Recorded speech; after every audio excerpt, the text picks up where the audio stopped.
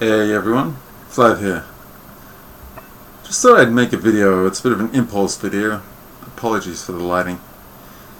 Just in regards to, there's a phenomena in religious debates, IDW debates, especially considering Jordan Peterson bringing a Darwinian aspect to a lot of the debates and discussions. I think there's an aspect that's been left out that's pretty damn important. It's one of those really profound things in life where it's so profound you don't even know how profound it is, but it definitely means something. It's an observation by Julian Huxley. So Julian Huxley was one of the famous Huxley family. I think it was either their father or grandfather was Thomas Huxley. Pretty sure it was the grandfather. And he was known as Darwin's bulldog. He was a big naturalist, evolutionist. He did some famous debates where he was meant to have upstaged some religious figures in England. The whole family, brilliant. Nobel Prize winners, doctors. Then we have Julian Huxley, who was again another very famous evolutionist, naturalist.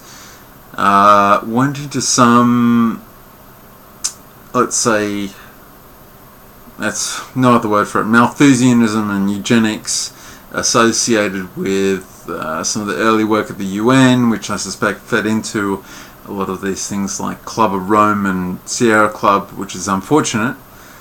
Nevertheless, brilliant, and made one incredibly profound observation, which, when I saw it, I thought, yeah, I've been thinking about that for a while. Not in quite so precise a term, not in quite so precise a way, where he said that life, if taken together and over time, seems to represent a localized field or envelope of anti-entropy.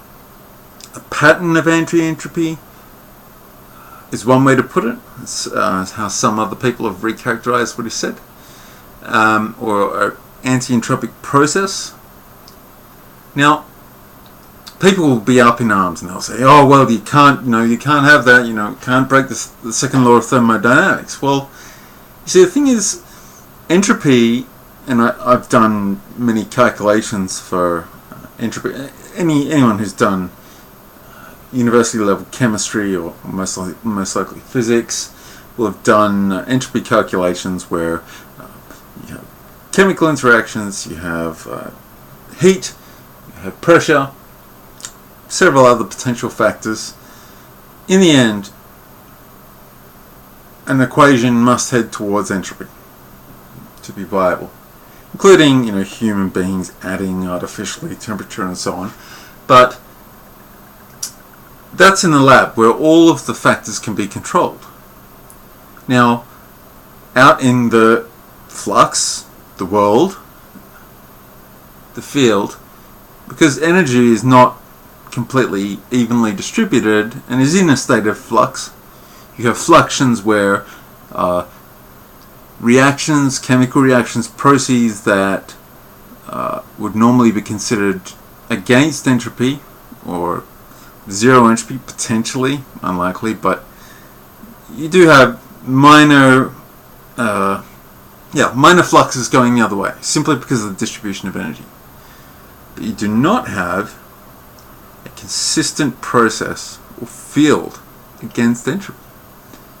And this is so profound because if you go back to the beginning of life, and many people have made this point, is that the beginning of life is so unlikely, even beyond DNA, which is incredibly sophisticated, even beyond the amino acids and so on that need to make up DNA.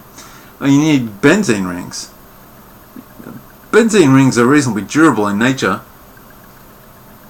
and they can be a straight benzene ring is hard to oxidize. The functional groups off a benzene ring are quite easy, but just to make enough benzene rings to make all the different types of amino acids, have all the functional groups there, and there's stuff about puddles of water getting struck by lightning or being near a volcano which supplies extra energy. It's not that's not sophisticated thinking. It's not good enough. The order, the unlikeliness is billions. It's got to be billions or trillions to one.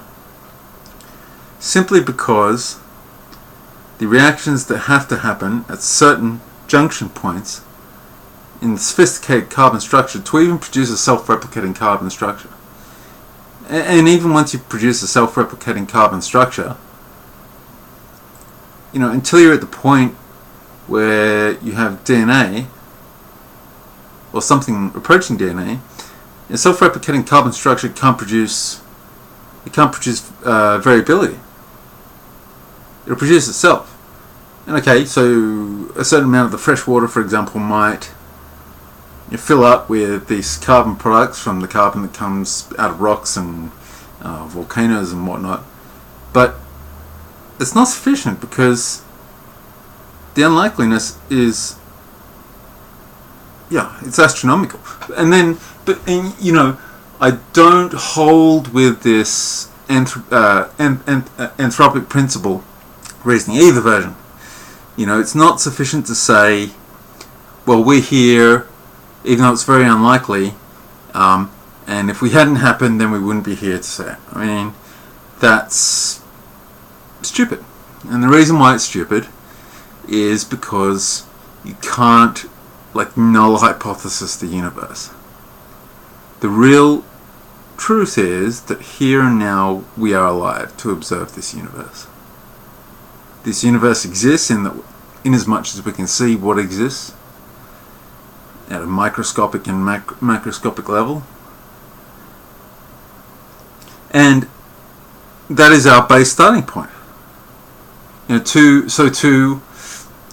regress both the creation of the universe and the creation of life back to a point. So we're narrowing to a point, and then exploding it out into multiplicity. People say, well, it's not what we're doing, but you are. And the reason why you are is this. You don't, in order to posit a view of the world, you're actually developing a cosmological viewpoint. Now, to develop a cosmological viewpoint, we could factor in, let's say, metaphysical concepts, whether it's like a Platonic realm, even Kant's hermeneudal realm or whatever he called it, which is not even supposed to be metaphysical, but it is. God, various types of God, pantheistic conceptions, which I don't really think work, but you can posit that in as part of a cosmological viewpoint. You can put other universes in as part of a cosmological viewpoint. But once you understand that the argument of theism versus atheism, agnosticism, should first and foremost be about developing a likely, reasonable cosmological viewpoint. In doing so, if you regress back to the beginning, the beginning of life, the beginning of the universe in terms of fine-tuning, but let's focus on life for now. If that starts to become incredibly unlikely, to then, use some very, very sketchy things about gaps in the quantum foam and particle pairs seeming to manifest, which we don't even actually know if they do or not. And to say that the universes can explode out. Well, why has another universe exploded into our one? The structures you have to posit either have to be so far beyond our understanding at the moment, so far, and not only that. Not only do the structures of how it will work have to be incredibly sophisticated, but you're actually exploding into multiplicity. So if you regress back to a point and then explode into multiplicity, you are breaking the trajectory of your regression back to singularity, in terms of the universe, at least. And in terms of, you've heard Richard Dawkins talk about panspermia. It's like, well, that's not even worth talking about. Panspermia, especially given the unlikeliness of space travel given general relativity. Panspermia is just... I can't believe he even brought that up. Anyway, sorry. But you can't just explode into multiplicity and say, well, if there's millions, billions of universes, they kind of like... universes kind of felt each other up under the covers, and then that tension exploded into ours. I mean, if you want, like if you emotionally want to, I can't stop you. I can't stop you. But that's less likely because you are only doing that in order to make the unlikeliness of this world livable in your mind without a creator. Or without a creative principle. Okay, I'm not trying to force you into like the Christian God or anything like that. I don't want to seem like I'm leading you. I just want a space in your mind, one cosmological viewpoint, which at the beginning of life, as we said, billions, trillions to one, highly unlikely, seem to happen reasonably after the formation of the Earth, and also the creation of the universe itself. So,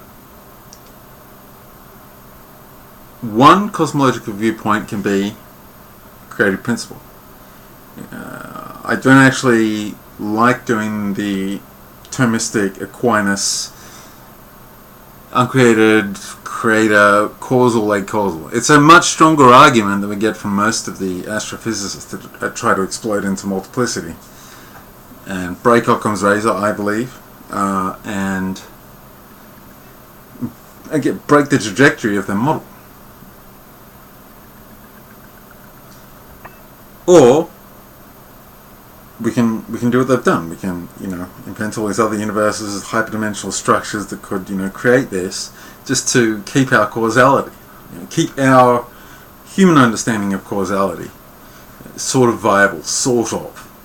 These things, these multiverses, these are mathematical lattices, right? There's no physical evidence for them. Zip. There's a couple of funny experiments, like the slit experiment. You can look that up, but someone's imagination was, okay, multiverse might explain slit. But, given things like quantum tunneling and entanglement, it's more likely that the shortest distance between 2 points is a straight line. As in,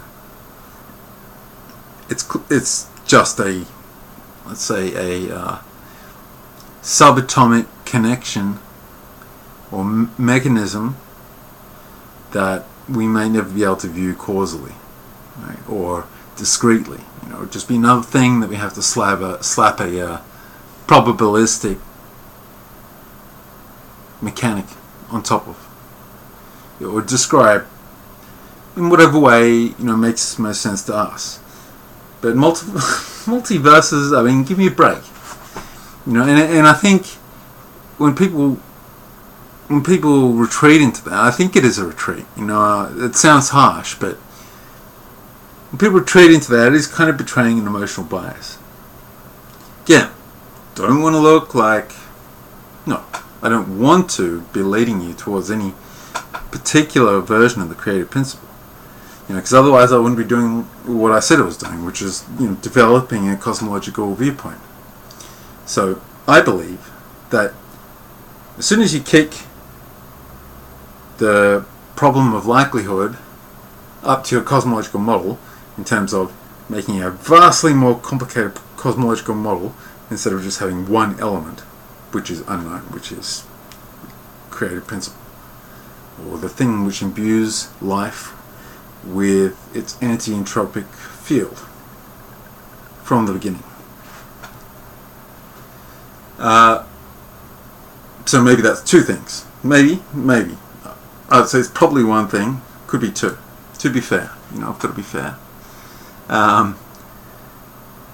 But considering that we have to invent quite a lot of stuff in our cosmological model, and each thing which we can't prove, which we have to invent, whether it's subatomic sophistication, parallel universes, everything, and we have to think about this heuristically. Every time we do that, we're decreasing the likelihood of our cosmological perspective or our cosmological model being correct. So we've destroyed our cosmological perspective in order to justify having our unlikely world and our unlikely existence be livable without something we don't understand. Now, isn't that something? What if I told you that the inability to contend with paradox in that way, or the unknown, or the unknowability, is the basis of all ideology? I mean, ideology, political ideology, basically anything that jumps the gap over paradox. So any religion that doesn't have some kind of mystical or mystery to it, every religion that has, let's say, no investigative or interpretive aspects, let's say, which would be not very many, let's say, but most religions have, let's say, a sect or a branch which starts to tend towards the ideological realm, loses its sense of the mystical. And mystical isn't this kind of mystical, like mystery school, like like Freemasonry or something. You're a 33rd degree mystery man. We can now show you the emerald tablets of Thoth. Meditate on them. No, nothing like that. The mystery in mystical religion, I think, is not something that is dangled in front of you and that you chase through a whole lot of doors. It's something that you see at the heart of creation and life itself. Something that maybe can be constrained over time, but will be ever present as a metaphysical truth, as a kind of a platonic object between the ideal and all the perspectives of the expressed, between the kind of platonic and scientific or Aristotelian, if that makes sense. So where was I? Yes, Huxley didn't take it too far. It's just one of these profound observations. And actually, his brother Aldous Huxley, who I didn't get to in the intro, but Aldous Huxley, obviously, huge impact on the culture, huge impact on drug culture of the 60s. His essays, The Doors of Perception and Heaven and Hell, were kind of the intellectual alternative to just a lot of the dickheads that were dropping acid. Leary, for example.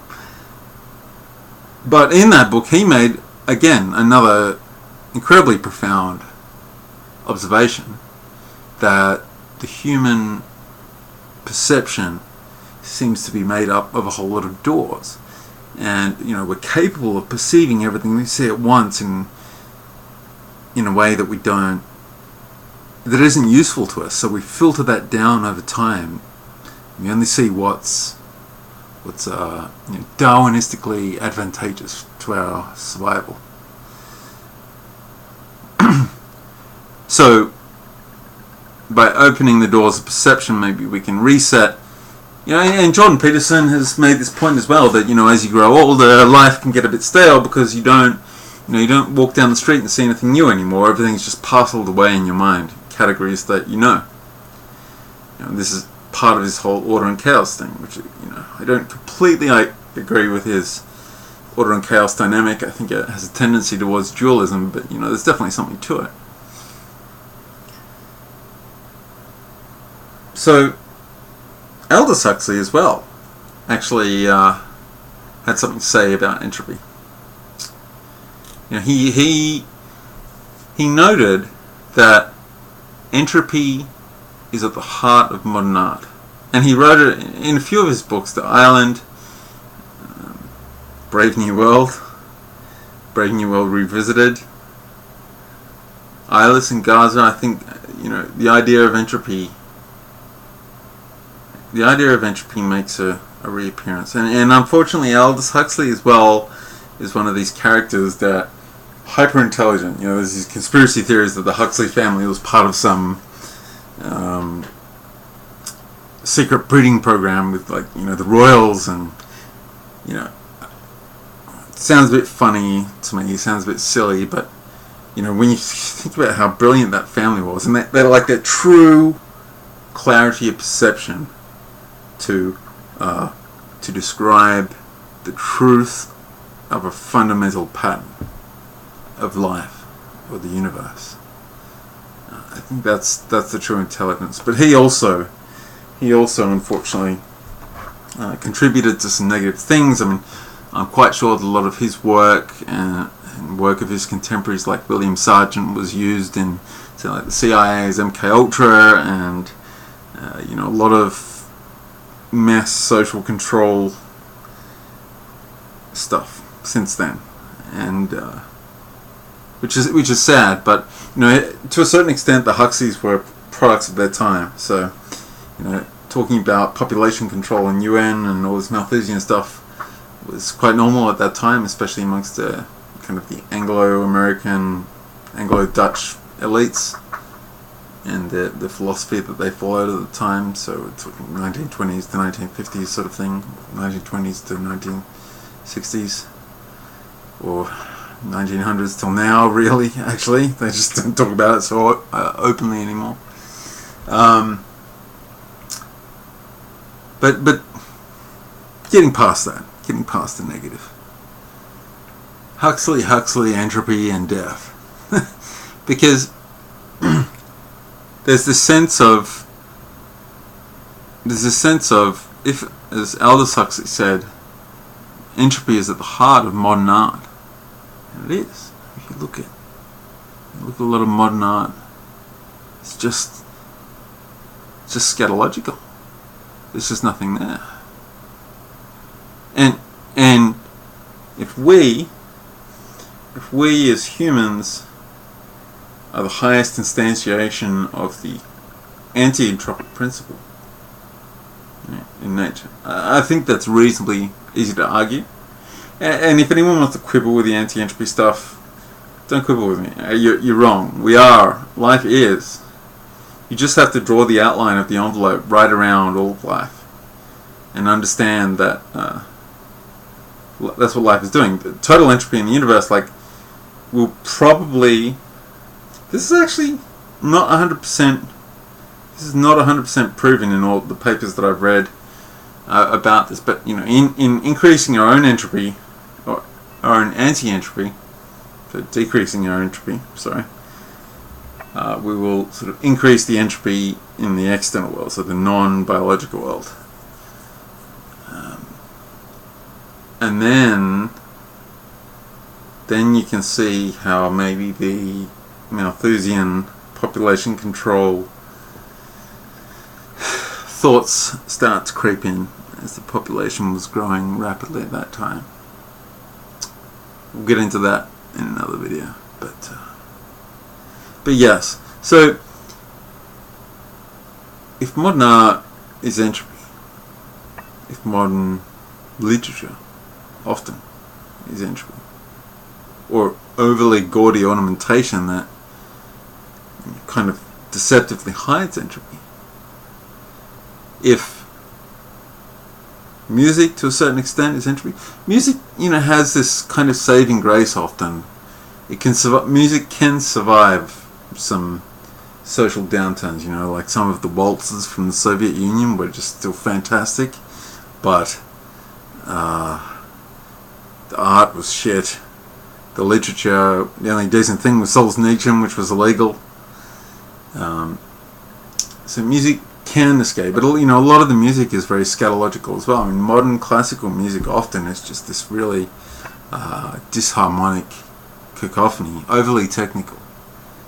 You know, loses some kind of fundamental living pattern, which, you know, a lot of people in classical music and just people like me, dickheads who sort of like it a bit, you know, recognize Bach as maybe being the highest instantiation of that living pattern within music, something timeless, something fully integrated, maybe. But I think someone said, listen to Beethoven and you hear Beethoven's world.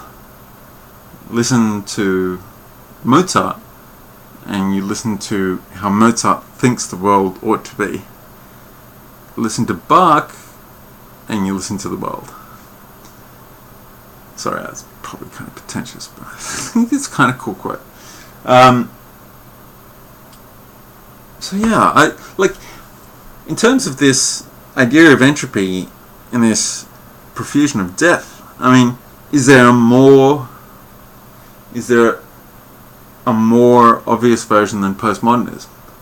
You know, and I'm not quite as angry at postmodernism as Peterson, because there's a couple of things like, you know, Baudrillard's idea of simulacra, a couple of the criticisms that work in postmodernism against the kind of like overly empiricist scientistic types. You know, despite the claim of phallocentrism in Derrida, and that's just empty words. Postmodernism has got nothing to say about the centre, you know, about the Platonic value at the centre, even an empirical centre, which is like the sum of the averages of the observations, let's say. Even then, postmodernists have trouble, you know, moving the centre, because centres of concepts are kind of Platonic. Then, you know, they can't deal with that. They've got nothing to say. And if you put this postmodernism at the centre of everything, you just allow it to kind of metastasize, you know, as chaos, like the, you know, xenomorph black goo getting into everything and radically hybridizing and, you know, gobbling everything up. Well, as Jonathon Pageau point, you know, constantly links this to the flood, breakdown of categories, radical deterioration.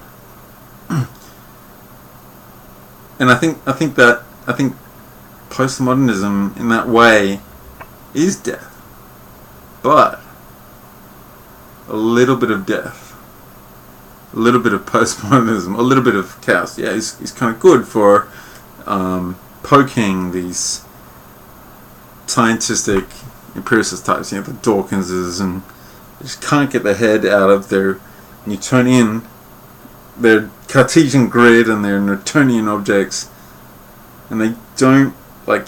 And then when you bring up quantum physics, they get really angry. They're like, "You're not a quantum physicist." Well, it's like, you don't have to be a quantum physicist or an expert in general relativity to note that at the really big, in order to get accurate results, or at the really small, to get accurate results, you need to reinsert the subjective perspective back in, right? So, in terms of developing a like philosophy and a cosmological viewpoint, you can't do it on an objective framework. You can't put mind outside of everything, right? Because that's what we did when we developed, you know, this. That's what we did when we put the sun at the center of the solar system. I'm not saying we shouldn't have done that, but I'm just saying that you can't endlessly detach the human mind, put it outside of everything you want to observe, theoretically, just from a sum of observations. You eventually get buggered, which is what they are. I can't remember who made it. It was someone else on YouTube. He said, you know, okay, you make the objective world by removing the subjective and then creating a methodology that anyone can follow, blah blah blah, to get the same result, or within a margin of error, and that's actually really important as well. But you can't have a whole perspective on life if you started by taking something out. So, and that was really clever, actually. That was really clever. But I'm sorry, I can't credit him. But so yeah, we have to have a subjective cosmological viewpoint. So that's the first argument for egocentrism, if you want to put it that way.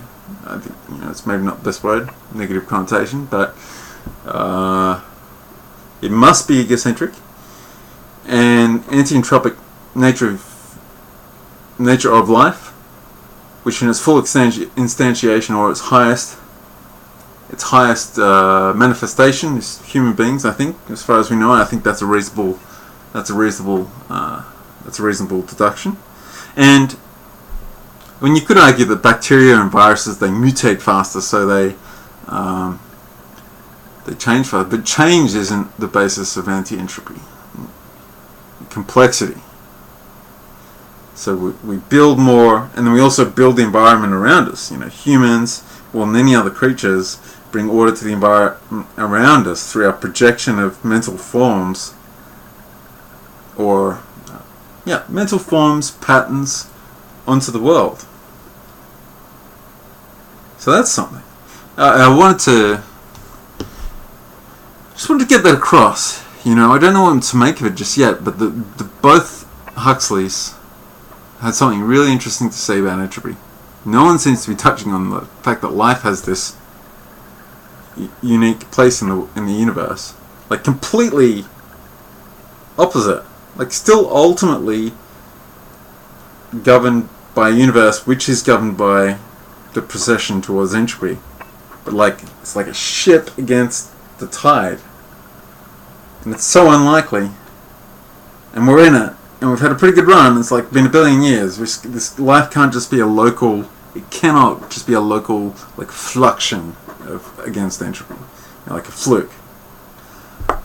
It just the odds are even worse odds than the fine tuning of the physical parameters of the galaxy. I would say significantly worse, because you also have to have all the benzene rings and the amino acids and blah blah blah coming together at the right. It's too much. It's too much. Again, it's just developing a cosmological viewpoint. I'm not trying to sucker anyone into being any particular religion or anything. So I think that's about it. One more thing. Someone mentioned in an essay I was reading about Aldous Huxley's meditations on entropy, and I thought I'd pick it up because it was one of my favourite poems, Dover Beach by Matthew Arnold. I'm not big into poetry, but I've got a few favourites. It's just the last couple of stanzas. The sea of faith was once two at the full, and round earth's shore lay like the folds of a bright girdle furled. But now I only hear its melancholy long withdrawing roar, retreating to the breath of the night wind down the vast edges drear, and naked shingles of the world. Ah, love, let us be true to one another, for the world which seems to lie before us like a land of dreams, so various, so beautiful, so new, really neither joy, nor love, nor light, nor certitude, nor peace, nor help for pain. And we are here as on a darkling plain, swept with confused alarms of struggle and flight, where ignorant armies clash by night.